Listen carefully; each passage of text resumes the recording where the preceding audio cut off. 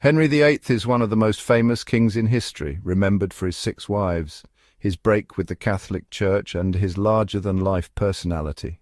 But what about his role as a father?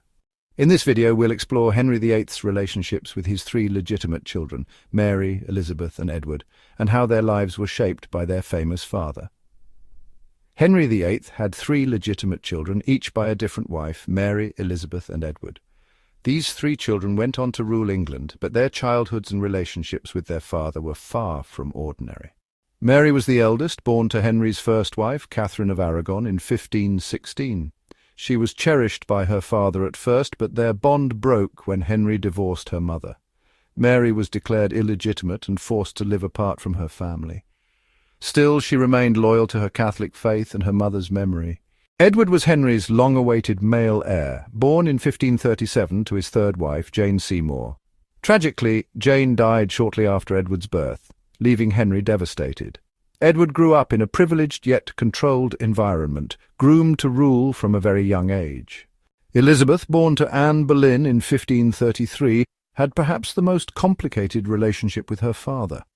After Anne's execution, Elizabeth was declared illegitimate, but she later rebuilt her position at court and inherited many of her father's traits: intelligence, determination, and charisma. Henry's relationship with his children was shaped by his political needs and personal emotions. He could be affectionate, but also ruthless. For example, after his divorce from Catherine, Mary was forbidden to see her mother and was pressured to acknowledge Henry as the supreme head of the Church of England. Despite the tension, Henry eventually reconciled with Mary in his later years. Edward was the apple of Henry's eye, the son he had always dreamed of. Henry personally supervised Edward's education, ensuring he was prepared to lead England as a Protestant king. Though Elizabeth was cast aside after Anne Boleyn's fall, she inherited her father's wit and political savvy. By the end of Henry's life, Elizabeth had regained her place in the line of succession, thanks to Henry's will. Henry VIII's children all ruled England, leaving their own marks on history. Edward VI became king at just 9 years old after Henry's death in 1547.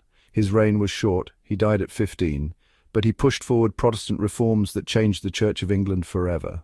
Mary I, known as Bloody Mary, restored Catholicism to England after Edward's death.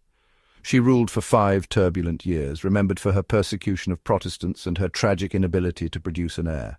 Elizabeth I, the last of Henry's children to reign, became one of England's greatest monarchs.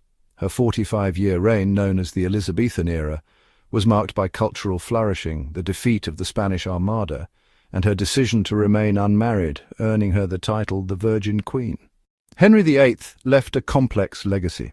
He was a king who changed England forever, but he was also a father whose decisions deeply affected his children's lives. Despite the hardships, Mary, Edward, and Elizabeth each found their own way to navigate the throne and the expectations left by their father. Together, their stories remind us that behind the grandeur of royalty are very human struggles, ambitions, and relationships. Thanks for watching. If you enjoyed learning about Henry VIII and his children, don't forget to like, comment, and subscribe for more history videos. See you next time.